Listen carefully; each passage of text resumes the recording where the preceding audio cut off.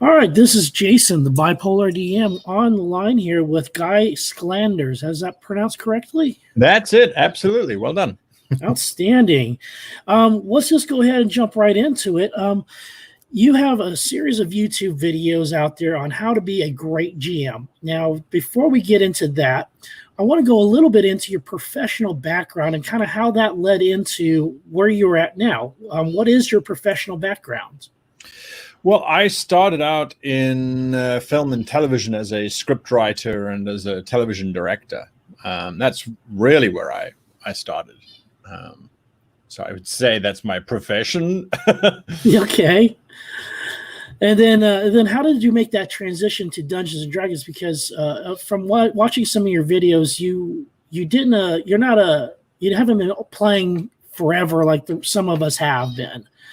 You kind of jumped right into it, didn't you?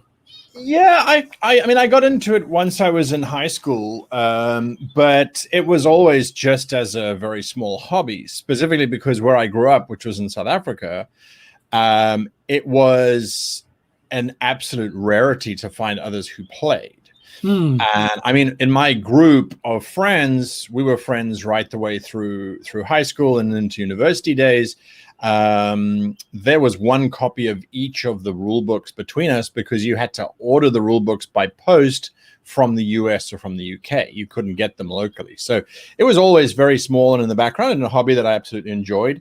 But what I realized was that a lot of the principles that we apply to script writing in the film industry, where I'd spent years learning all of the rules, could be applied very easily to Dungeons and Dragons, and it would actually make a lot of people's lives a lot better, because I used to have GMs who used to have files worth of world building, and they had every dungeon mapped out and every room had its own neat notes and details and things. And I went, well, yeah, this is okay, but there's a better way. And I guess also taking my directing background, having worked with actors and things, I went, well, we can improv a lot of this stuff. We don't have to have written down everything that the NPC might want to do or know. We can workshop this as a team rather than as a dungeon master who has to know everything type of thing. Yeah, and that's actually what I've been finding too, especially from your videos, and helped me a lot in my own quest as a dungeon master, to where I don't have to over prepare like I used to. That I can rely on my improv skills and in a bare bones outline, and have a great adventure without going into, all right, what's the name of the tavern owner of tavern number 3? And this guy over here who's selling fruit, what's his background? It's great how you go into it with a let's explore this world together kind of mentality. And I really enjoy that, especially with your method of doing Dungeons and Dragons. Now, how did you get into Dungeons and Dragons in high school? Because, I mean, like you said, it's a rarity that where you're from to have Dungeons and Dragons. So how did you get into it? My best friend at the time, he was writing up a character sheet, and during class, and I remember asking, oh, what are you doing? And he said, oh no, you wouldn't understand. It's too complicated. And I didn't take too kindly to that. I wanted to know what he was doing. And yeah. So eventually, he and his brothers, because he came from quite a large family, they used to role play, and his eldest brother was the DM. And eventually, his eldest brother went, all right, he'll run a game for us, for all the youngsters to play in. And that game, the DM in those days, he was incredibly strict. We had to have a calendar to track the days. If we had to even look at our spell that we wanted to cast, he would say it fails. The wizard has to learn the spell. You should learn the spell. You should know what your spells do. He was very, very strict, which I didn't know any better at the time. I assumed that was that. And he was one of those DMs who had lever arch files worth of stuff. So wherever we went on the map, he could just turn there and go there. And so he left a very big impression upon me, but he also made a categorically disastrous mistake, which I'm so glad that he did, because it completely convinced me that having the lever arch files is yes, it's useful, and if you're starting out, it might be a great foundation for you, but it becomes something that almost works against you, because our party decided we were struggling to raise coin. We were scrounging for coppers. I mean, I remember my wizard, he had to go into a tavern and use, we had the spell cantrip in those days. It wasn't a series of spells. And he had to use cantrip to try and raise tips from drinkers to earn a few copper coins to get a dagger or to do with it. So we were really struggling. Anyway, one of our quests was to go into a sewer and clear out an infestation of kobolds, which we did, but they had taken over a lair within the sewer. So once we cleared out the kobolds, we went, you know what, this is a great base for us. We don't have to pay tavern fees. No one comes down here, because that was all of the law that the DM had set up. So we took over that space, and that became our focus. So suddenly we weren't earning copper coins to buy daggers. We were buying chairs and tables and doors and curtains and stuff, which the DM got so frustrated with, because he went, but this is not Dungeons and Dragons. This is The Sims before The Sims was even a computer game. What are you guys doing? But we were having fun, and instead of rolling with it and realizing that he could put that sewer under threat, and that would have been a great adventure for us. He could have done anything. If it meant protecting our sewer, we would have done it. And all that he did was we went off on some adventure, and when we came back, he said the entire place has been flooded out by some severe thunderstorms and is no longer accessible. And we stopped playing. We were like, well, that was ours, and now it's gone, and we're done. So that was a very valuable lesson for me, to realize, hang on a moment, it's not your story as the DM. You are there, you have an integral part to play, but you're one of many. And this is definitely the needs of the many outweigh the needs of the one, type of scenario. And I liked how I can't remember if it was you who had said it, because I've seen so many videos where it's the DM comes up with the plot, but it's the characters or the players that come up with the story. And you have that balance that you do between the two. Absolutely. I even, and this is what I have loved about doing the YouTube channel, because I think I've got over 600 videos on there now. Because it's been going for so long. Yeah. And when you watch the first few episodes, it's very much using script writing mentality and coming from a Hollywood perspective.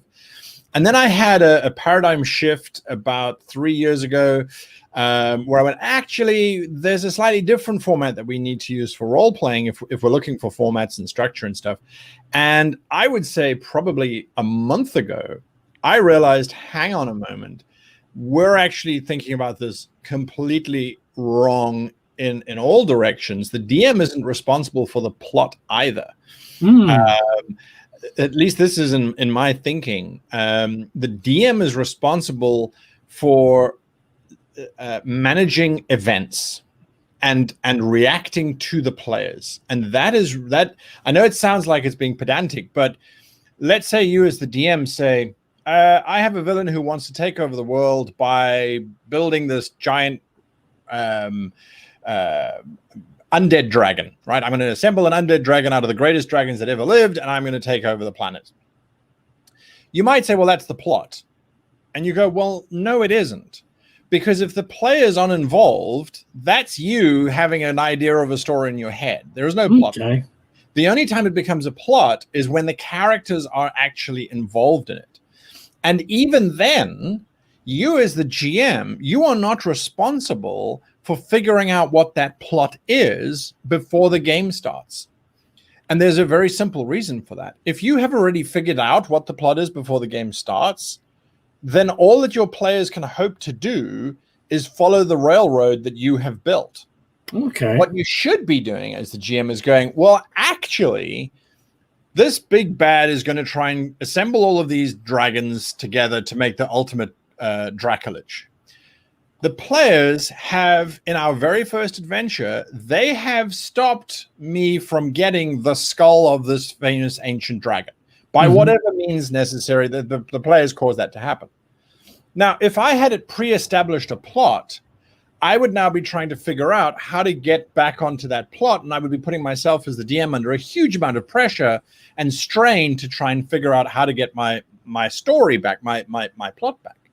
But if you don't think of it like that, if you step away and go, well, actually, all I need to do for the next session is figure out what that big bad is going to do about it now that this has happened. That's what I need to concentrate on. I still don't need to worry about all of the bigger stuff and the stuff happening later on. I need to react as this guy would react. It like I said, it sounds very similar to, but surely you've just plotted it out. No. You are reacting to what the PCs are doing. Because the moment you do something that has nothing to do with what the PCs were doing, you are playing with yourself. No one else will know what you have done except for you. Okay. And that's not what role-playing is about. Role-playing is a collective story. So if it doesn't involve the PCs, it doesn't matter what you do. You can have 20,000 plans. The PCs are going to do what the PCs are going to do. And it's only going to feel like there was a big plot going on if the PCs know about it. Because a lot of times players go through stuff and they're like, I have no idea what's going on, but we're just killing stuff and we're doing stuff. That's not actually a plot. That's them doing stuff, right? You are sitting back going, oh, I've got this amazing plot worked out. Only you know about it. Right. But if you are adjusting and if you are actually role-playing as the big bad, which is, it's kind of in the title of the game, right? Dungeons & Dragons role-playing game. If you are role-playing as that bad guy, you are not going to have plans that do not change when your plans are derailed. You are going to go, oh my goodness, my plans have changed. What am I going to do now as a result of this? And you cannot anticipate what that is until your players have done it. So you should always be reacting to what the players are doing rather than prescribing outcomes that your players should try and get to. Because otherwise they're ticking off boxes. Oh, well, we got to jump through this hoop and that hoop and that hoop. Okay. We don't need to do it that way anymore. That certainly does take a load off of the dungeon master too. So you're not having to come up with every contingency, because I've had so many games go off the rails where the players have just come up with something way out of left field, right? And then go off in a different direction. And I'm looking at my notes saying, well, okay, we don't know what we're going to do now, but we'll just roll with it, And so, I found over the years as a dungeon master that if I step back on making everything written down, everything plotted out, everything planned out, all the contingencies, if I step away from that, the game is a lot less stressful for me and a lot more enjoyable for the players, because it feels like it flows naturally too. That's it. Of course it does, because now they do something and the world is reacting according to what they've done. It's not just happening because the DM decides for it to happen. There is a decided feedback of the player does X, Y is now going to happen because of what they did, not because the GM went, well, at this point, this has to happen. It also, I think there are times where you sit down and you go, okay, well, the players are going to have to go here. It just makes the most logical sense. And as you say, they're going to go in the different direction. So whether you have plotted out 50 contingencies or 100 contingencies, they will find something that you didn't anticipate, because there's 4 or 5 or 6 of them doing their own thing, and they don't have any of the knowledge that you have. So, and you don't have any knowledge that they have. So by not planning and going, I am going to react as my character, the big bad, would react. You know how that character would react because you created that character. So that's a fair thing to be able to control. And so your players go off in a different direction. Well, my big bad realizes that they have left. I'm free now to carry on my plans, and I don't have to be as cautious as I did before. So now I can organize the raid to happen on that castle, and I send off my goons. I'm going to be a little bit arrogant about it because the players have left. They've gone to go and follow some quest to find a flower for a druid, or whatever it is that the players have come up with. My attack on the castle is going to happen. So off that goes and the attack happens. Now, when the PCs come back to town, well, the castle was attacked and it was burnt down. And we understand that the players don't know why that happened, but there's an adventure for them to investigate that and to see what was going on. And then also for your big bad later on to say, well, while you were away on your whatever it was, fool's errand, I was able to do this, that, and whatever. So, yeah. Anyway, I mean that like I said, it's something new that I'm looking at, and trying to figure out how to make this usable for others, because that is my passion. I have to say is I love seeing other people go, yes, that will help me. And maybe it'll help a little bit, maybe it'll help a lot. Maybe it will simply help someone to go, yeah, no, that's completely wrong. I'm going to write everything down because that's how I work. But at least there has been a small amount of self-reflection and enlightenment in one way or another. Either that is not the way, or that is the way, and that will help me. So, yeah.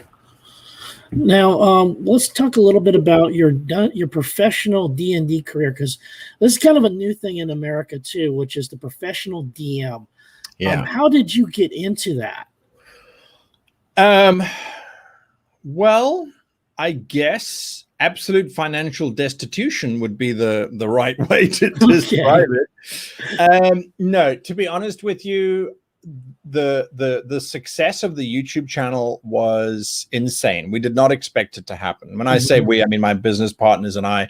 The channel had started to get to a point where we had like 2,500 subscribers suddenly, and we said, okay, well, people are interested in what I have to say, and there is an opportunity here for us to maybe pay for some new gaming books in the future with the income from the channel.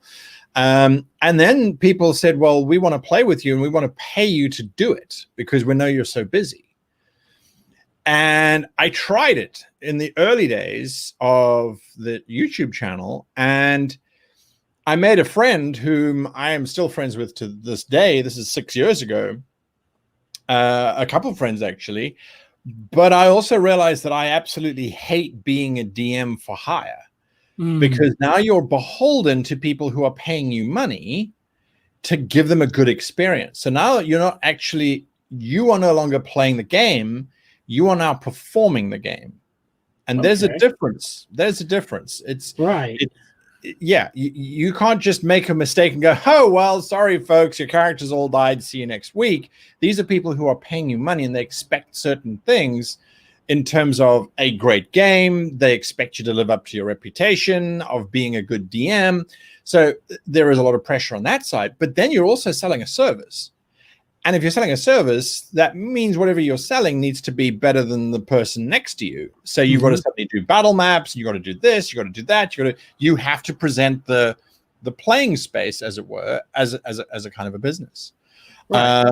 And so I stopped that after a while. I was like, no, I want to still enjoy role playing. I don't want to see it as this is my 9 to 5.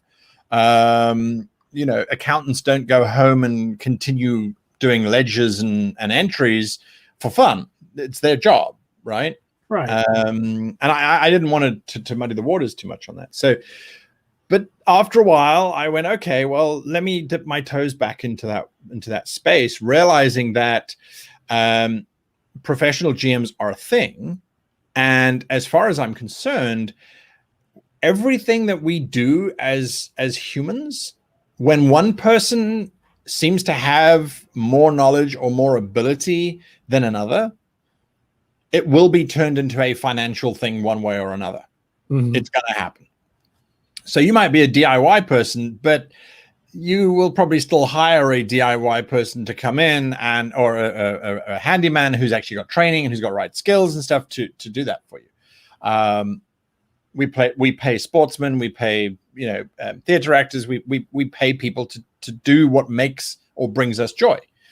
That's just how it works. So with that sort of mentality, I went in and said, okay, let me see how I can help continue to inspire and to educate people, which is kind of our channel's mantra, but also to give them a good time and to play and see what's happening. So now I run a game. I just run the one game on a Sunday for a group of fantastic gamers. We laid down the ground rules beforehand, but the rise of the professional gamer, we haven't even seen the beginnings of it. Right. At the moment, it's still the Wild West, where there are these mavericks wandering around. There are a couple, I know of, in the UK anyway, there's a couple organizations that have GMs for hire.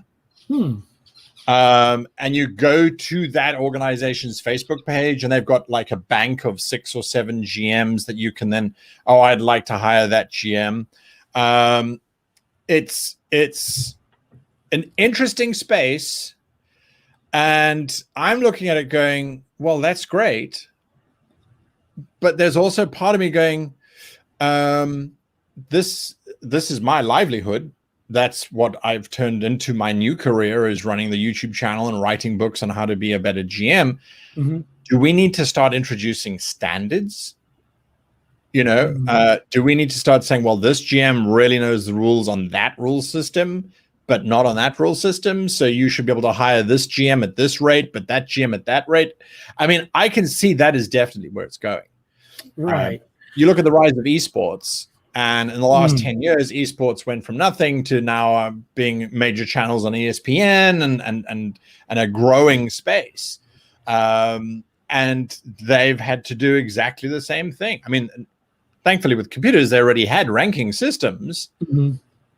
But to really build it up into a space where the average person wants to participate, those rankings have to be valid. And I and how do you quantify something like that? I mean, sports is one thing. You can quantify batting averages, goal averages, stuff like that. But how do you quantify your DM skills, as a storyteller? And that's a very tricky thing to do. It's incredibly subjective. You are absolutely right. So you can quantify rules knowledge. That's easy enough. Here's an exam, write your exam, and whether you get 50 out of 100 or 100 out of 100, that's your rules knowledge. But you can have someone who knows the rules perfectly, and they will be an absolutely awful DM simply because they don't have the other side of the skill set, which is the personal side of the skill set, right? So I do a show. We've just launched it. I think we're on episode 6 of this week of this recording. Is it the Circle World Builders? No. So that's a collaborative event. So this is GM Training Grounds. Oh, okay, that's a new one. Yeah, it is new. It's a live show on Thursday. For you, it's like in the morning in the US. I think it's like 10 a.m. Pacific time on a Thursday for us. And that is where GMs come in. They run a game for 90 minutes, and the players then give them a score. And we worked out a score sheet. I think there are 25. I stand to be corrected, but I think it's somewhere around 25 different aspects that you get a score on. And your players all give you a score. And the objective of the series, anyway, the YouTube series, is that GM will come back a second time. And they are not competing against the perfect score. They're not looking to get, it's out of 25 in each of the categories. They're not looking to get 25 out of 25. They're looking at getting, my score for the first session was, say, 10 out of 25 for NPC descriptions. So that means that when my players walk up to an NPC, I just start talking at them in an accent, but I don't describe what they look like or what clothing they're wearing. So I don't give them information on that side. So I want to improve that score. So the scorecard allows you as a GM to go, okay, I'm not particularly good at pacing. And I can see that because my players voted me down in pacing. But I am really good at my descriptions, because in the story section where there's a description mark, I did pretty well in that one. So next session, I'm going to work on my low scores. So that's the goal of Training Grounds, is for GMs to come in, get their score, and then try and improve upon it the following week. We are not setting it up to go, well, this GM is the greatest GM in the world because they scored all of these points. Look at them. Aren't they amazing? No. Yeah, and they beat everybody else out. Yeah. Right. That's not the goal. The goal is to say, this is what you did. You can be better next week by just focusing on these few points.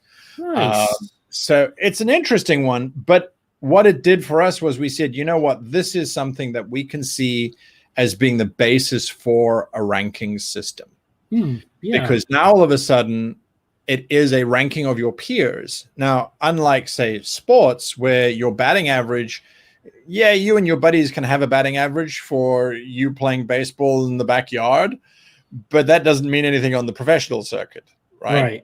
You have to be judged by your peers in the professional category, in a professional space, to actually get your professional scores. So we're not there yet, but at the moment you go, well, everybody who role plays, and it doesn't matter whether you've been role playing for 10 years or for 10 minutes, you will know whether your GM is good or not, because did you have fun at the end of the day? You know, and by breaking down into multiple categories, you start to figure out where that fun came from to a degree. But yeah, so is the scorecard, is that what was available on your website under the? Okay, I was wondering about what that was because I'd seen it, couldn't make heads or tails of it, and I was like, oh, this must be something else I haven't seen yet, and so I kind of filed it away over on the side here while I was downloading some of the other goodies that you have for free on your website. You have some great resources on your site, especially with the world building and plots and stuff like that. Some outstanding resources. Let's see. Now, getting back to your YouTube channel, what is it that you do? How does it, I mean, you've been doing this for, 6 years. I mean, how do you keep content fresh? Well, I think you could say the same to any DM. How do you keep your adventures fresh? Because after a while, you've done the goblin adventure, you've done the ogre adventure, you kind of have worked your way through all of the monsters in the manual. How do you keep it fresh? And I think, I won't lie to you, there are times where I have sent an email to my business partner going, I don't know what to talk about next week. I haven't got, we've done everything. And he very quietly goes, well, have you done this? And I'm like, yes, we did that twice. Well, have you spoken about that? Yes, we did that 3 years ago. We've done this 3 years ago. It doesn't happen very often, but it has happened, I would say, at least twice in the 6 years. But invariably, some point before the video is due to go up, I sit back and I go, you know what? I know I've spoken about this before, but I realized that what I spoke about, having spoken about it, I learned something, and that is something new that I can add to the conversation. So like with this whole new approach to planning your sessions, we've gone through 3 different iterations now of planning your adventures. And each of those iterations comes with a whole lot of new ways of looking at things and understanding things. And so that I think is really where it comes from. Is they always say, if you don't understand something, teach it. Because your students will ask you questions that you hadn't thought about. And if you're a good teacher, you will go away and you will try and find the answers to that. And in doing so, you will learn that. But also by teaching it to people and going it over and over it again, it's sitting in your head, and you're able, I think, to be able to see connections that you didn't necessarily see before, because our brains are creative and are looking at something and you say, well, I've said this, but is this absolutely right? Can I look at it in a different way? Can I try this angle? So yeah, I think that's where it comes from, is just learning whilst doing, I guess. Okay. Now, just to transition now, let's go ahead and talk a little bit about, you've done a lot of videos on this, so I'm not going to expect a huge answer, but maybe just kind of boil it down to, what is it that really makes a great or good DM or game master? What's the kind of the main quality that you think that really stands out that helps with dungeon mastery? I would say the strongest point of being a DM is the ability to adjust and react according to your players. Yeah. I would say that is the fundamental, because you don't have to know the rules of the system. You don't have to know your entire plot. But if your NPCs and if your events and things are reacting according to what the players are doing, then you are golden. Yeah, I would have to agree. That's definitely a big thing right there, is being able to, improvise, adapt, and overcome,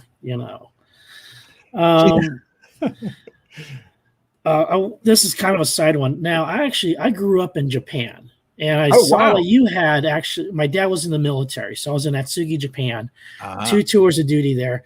What got you out there? How did you ended up in Japan? Wow. Japan has been one of the most influential experiences of my life in the most dramatic ways imaginable. A fan of the channel was watching the show, and he lived in Japan. Hmm. And he decided that he wanted me to go and work with him in Japan. And so he invited me over there.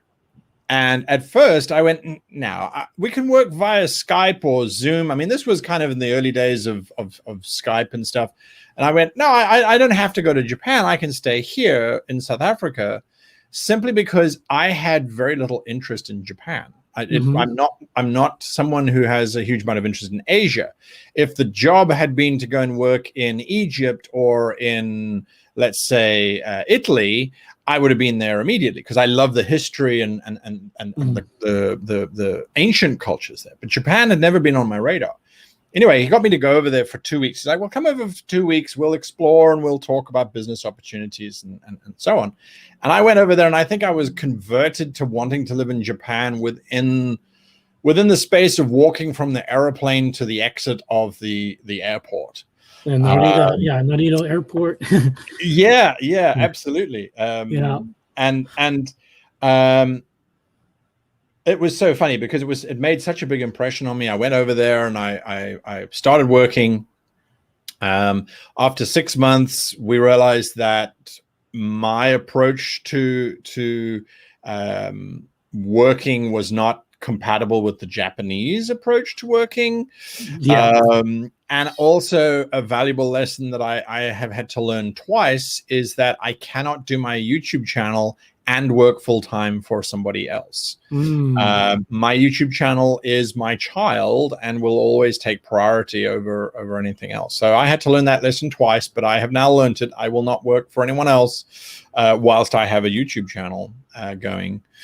So I stayed in Japan for 2 years, and at the end of the first year, I was literally on the brink of killing myself. It was an awful experience for a whole bunch of reasons.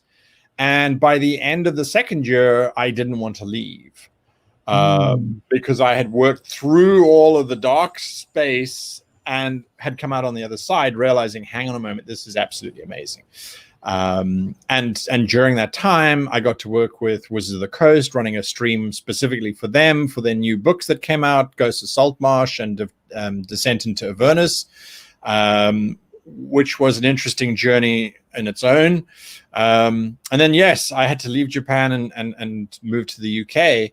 And I've been in the UK now for a year and a half. And let me tell you, whenever I pass a Japanese-styled restaurant, I kind of check in. I look at the menu.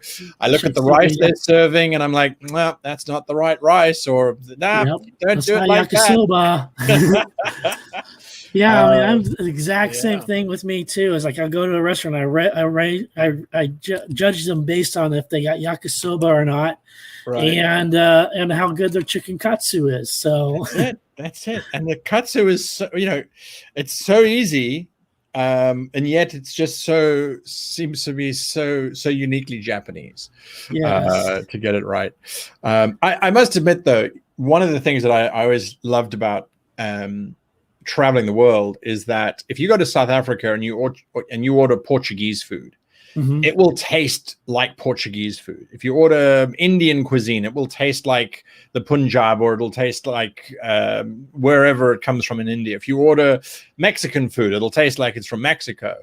South Africa is very good at being multicultural, but also preserving that multicultural flavor. Moving to Japan, they're the exact opposite. Oh, yeah. I mean, McDonald's even. Yeah, their Italian food. It's Italian in the color of their restaurant, and that's about as close as it gets, or pizza.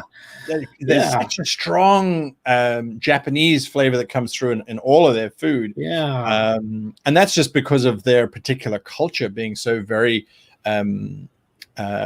insular, but also very, I don't want to say protective of their culture, but their culture is about doing what has been done and doing it correctly, and not necessarily kind of trying all these different things and being distracted by it. So that was lovely to see. Yeah, and they're very much about making things their own. Yes. Where you take pizza, for example, they don't have American or Western pizza there. They got squid on it. They got all kinds of other things on there that you wouldn't even think of being on a pizza. Right. And that's just them adapting and making it their own, just like anything else they have over there. I mean, a true Western restaurant wouldn't do well over there because the palate of the Japanese wouldn't take it. Yeah, so. Absolutely. Well, I mean, I went and had tonkatsu here the other day in London, and I took a sip of the broth, and I was like, no, I can taste roast pork here. The flavors are too strong. There isn't these subtle flavors that shouldn't be there. I don't know. You can't compare. Right. Wherever you go. I mean, my biggest joy when I visited the States a couple times was I started out in San Diego. Oh, yeah. I was staying with some wonderful American hosts. They're like, oh, we're going to take you to this Mexican restaurant. It's the best Mexican food you can possibly have outside of Mexico. And I've been to Mexico as well.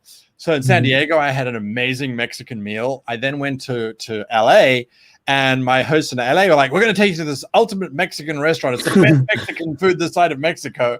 I had great Mexican food in Mexico. And then I went to Minneapolis, and they're like, we're taking you to this ultimate Mexican restaurant. It's the best Mexican, and it was great in all three cities and slightly different in all three cities as well. Yeah. And Tijuana too. And Tijuana is different. Yeah. So no, it's fantastic.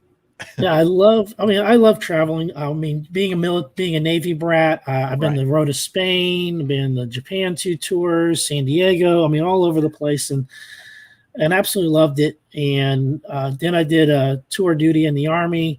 Got sent to Walter Reed in Washington, D.C. Oh man, that was a rough gig. Oh no. D.C. is a nice place to visit when it's daylight, but you do not want to be there after dark. Is that right?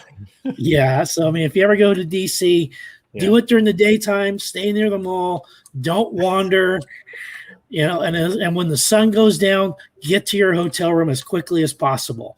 Gotcha. One last thing I want to do to tie it up before we end this is I want to talk about your book. Now, it's been out for a little bit now, which is the Complete Guide to Epic Campaigns. Right.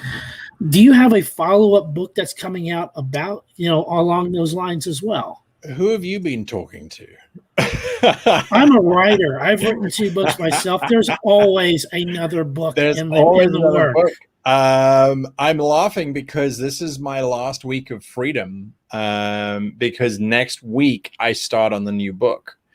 My process is very much a case of, because my books are more instructional than they're not narrative books at all. Right. I generally, when I start writing my book, is I outline all the chapters, or I just list all the chapters to begin with. And then I go back and I explore whether those chapters are relevant and that sort of thing. So next week I start filling in all of the chapters. So yes, I don't have a name for it yet, because the Complete Guide to Epic Campaigns, the more complete edition, is just a little bit wordy, I think, and kind of contradictory to the notion of complete. But it is going to take the form of being even more hands-on than Epic Campaigns was, in terms of helping you as a GM, as it doesn't matter what role-playing system you'll be using, to discover how to have fun whilst doing all of the background stuff, which a lot of DMs and GMs, they think they enjoy it, but then it becomes a mountain of work. And I see a lot of burnout happening. I see a lot of that kind of stuff happening. So this book is going to be taking fundamental ideas, trying to translate them into simple, actionable things that you can do and that you can learn to do, so that when you're then running your game, it's easier to do that stuff, and it becomes as easy as rolling dice, rather than now having to stress over this NPC or this action or this, etc., etc. So, yeah. So I start that, and the other benefit of I have, I think, is that every YouTube channel that every YouTube video I make is either a potential chapter or it's a paragraph that I'm going to include in the book anyway. So, it's a lot simpler, I want to say, for me to put together the book, because I'm sort of pulling out all the stuff that I have already covered. You've already done all the research already and done all the work on it. So that's great. Although you look at it and you go, yeah, I have already done the research for the last 6 years. I've been doing the research for it, but yeah, so that's exciting. I'm always excited when I start this process, just because when you're writing stuff down, you sit back and you go, well, I've just said this sentence, but how do I know this sentence is true? How do I know this is actionable? Or you write it down and you go, well, that's great. I know how to do this, but how do I tell somebody else how to do this? And I'm very much one of those people where I need multiple options at every point. I need to be able to attack something from 3 different sides, from 3 different strategies. I like being able to have different approaches, and possibly giving all of those approaches out to the reader, because one of those approaches might work for them. And so I like to challenge myself and go, well, I can't just put this on the page and say, it is what it is. I have to give a proof for that. And then how would you do it? And how would you make it work for you? So, yeah, I'm really looking forward to it. So, always looking forward to the next book. It's kind of that's part of being a writer, is always looking forward to the next one, because once that one's done, you're kind of itching. Well, you got your downtime where you're just kind of like, the book is done, and then the itch starts coming again. It's like, all right, I'm going to have to write another book soon. What I'm going to write it about, and how am I going to do this, and how I'm going to make it different, and and you're always writing. At least that's how it is with me. I'm always working in the back of my head. Either if it's not writing for my campaign, it's writing the next book. Yeah, and it's such a journey as well, because you start out fresh and going, yeah, this is a great idea, and I've got all of these ideas, and you jump into it. At least I do anyway. And you hammer it out, and you read it once, you read it twice, because you're checking and you're trying to be diligent about things. Then you hand it off. I have some amazing editors that I give my copy to, and they read it, and they come back and it's covered in notes. You go, yes, I can work through these. This is great. I love feedback. Give me more notes. And they give you more notes, and you incorporate it. And then you get to a point where you're like, okay, this has to stop, because you can only rewrite so many times. And this has got to go for layout, and it's got to go for presentation and all that kind of stuff.